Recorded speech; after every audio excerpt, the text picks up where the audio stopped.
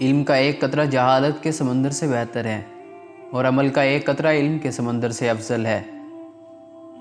خوبصورت عمل انسان کی شخصیت بدل دیتا ہے اور خوبصورت اخلاق انسان کی زندگی۔ خلوص کی کوئی خاص زبان نہیں ہوتی، یہ دل میں محسوس ہوتا ہے اور آنکھوں سے جھلکتا ہے۔ والدین کی دعائیں تسبیح کے دانوں کی طرح ہوتی ہیں، جو اولاد کے حق میں ہر وقت ہر پل تسبیح کے دانوں کی طرح گرتی رہتی ہے۔ خوش اخلاقی ایک ایسی خوشبو ہے جو میلوں دور سے محسوس کی جا سکتی ہے۔ کسی دوسرے کی خاطر اپنی خوشی قربان کر دینا، یہ بھی انسانیت کی معراج ہے۔ کبھی ہمت مت ہارو، کیونکہ پہاڑوں سے نکلنے والی لہروں نے آج تک کسی سے نہیں پوچھا کہ سمندر کتنا دور ہے۔ طالب دنیا کی مثال سمندر کا پانی پینے والے کی طرح ہے، جس قدر پانی پیتا ہے پیاس زیادہ لگتی ہے۔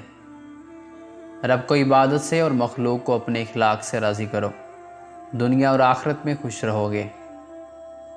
رشتے موتیوں جیسے ہوتے ہیں، اگر گر بھی جائیں تو ذرا سا جھک کر اٹھا لینے چاہیے۔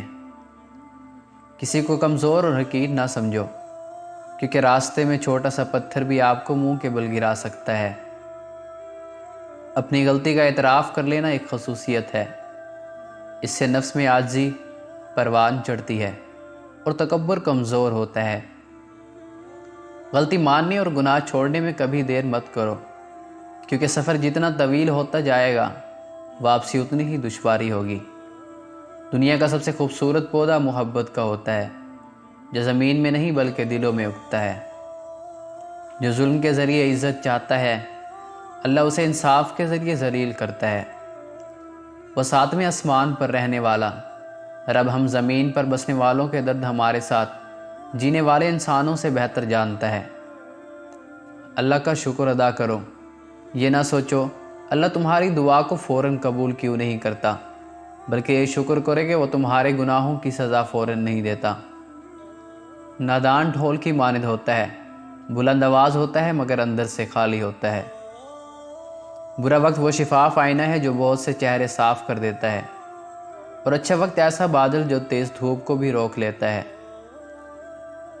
اچھی سوچ اور اچھی نیت والوں کو سکون ڈھونڈنا نہیں پڑتا، ان کے دل ہمیشہ نکھری ہوئی صبح کی طرح اجلے اور پرسکون رہتے ہیں۔ دو چیزیں انسان کی پہچان بنتی ہیں، اس وقت کیا گیا صبر جب اس کے پاس کچھ نہ ہو، دوسرا اس کا رویہ جب اس کے پاس سب کچھ ہو۔